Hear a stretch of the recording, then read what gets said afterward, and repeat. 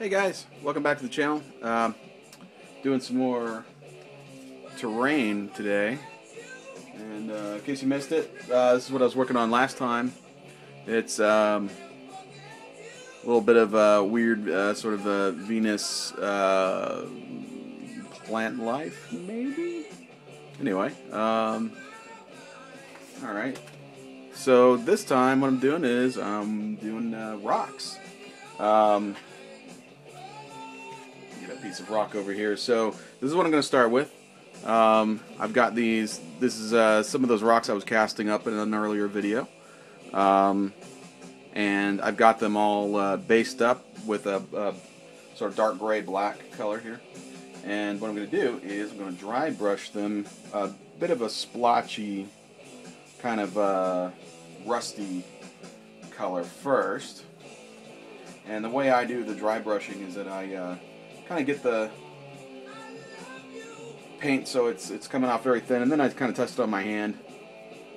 Tried and true method there that I think a lot of painters do. I don't know.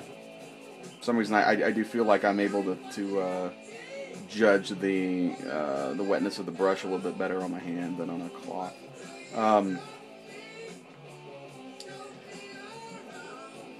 Maybe it's the temperature. So what I'm doing here is I'm not giving it an even coating. I'm coming down here and trying to create a splotchy look so that I have a portion of the rock here. Oh, started off a little too much there. A portion of the rock here is covered with this yucky rusty brown color here. Kind of like maybe something dripping from the top. At Weta, and the guys that did Lord of the Rings and King Kong, etc., etc., they have a philosophy about miniatures, and that is that when you're doing a miniature, you're telling a story. The story I'm telling here is that there's some sort of erosion that's come down from up here and is sort of seeping, its way down toward the ground. Okay, so there is a very splotchy brown kind of coming down the mountain, sort of a rusty, splotchy color coming down the mountain. Okay, so I'm going to start with that. Now, this is where it gets weird. I'm going to what I'm going for here is I'm going for a sort of classic series Star Trek kind of feel here. Everything was very glittery in the old Star Trek, and I kind of like that. What I want to do is I want to give the impression of metals in the rock, and I'm gonna use this folk art metal paint here. This stuff is so cheap. I think this was like 59 cents. The metals might be a little more. I don't know. They're very, very cheap. So I've got a little bit of that here, and I'm just going to dry brush it. Do a very subtle dry brushing here. Drag it along here, and just give the outermost extremities this this kind of gold dusted look, so that it appears that there are some sort of precious metals in the rock.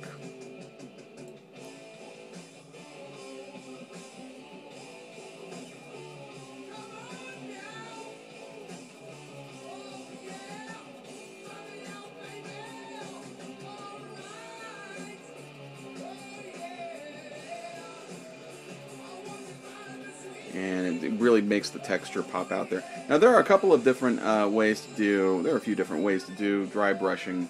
One of them is a more subtle layered effect, and it's what you saw me employ here on these guys a few videos back, where you go in and you do a very harsh lighter layer, but then you go and you knock it down with a wash, and you do a darker wash, and you just do layers like that. And what you get is a very subtle effect that looks blended. Looks like a classic airbrush painting, really.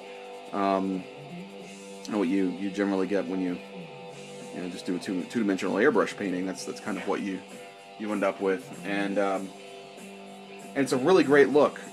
I'm kind of doing something different here. I'm not going for a blended look on this one. I'm going for the harsh look of rocks that are sort of clashing in tone and texture and sort of sparkliness, so to speak.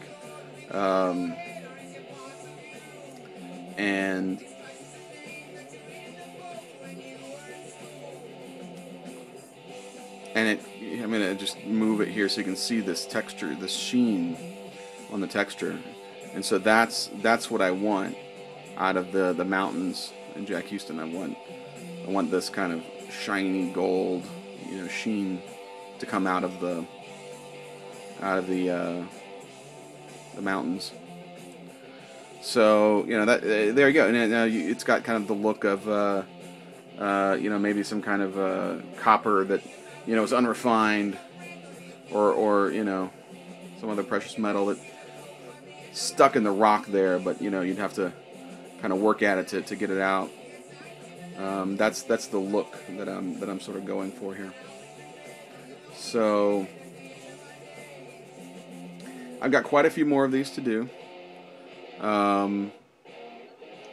Just getting started, really, but yeah, that's so what what I'm gonna have here when this is all done is I'm gonna have pieces that I'll be able to photograph and stitch together in Photoshop and kind of create mountain passes and all sorts of things, and I might also combine them to create big set pieces that I can photograph. So that's where I'm at today. They all look a little different. Here's another one.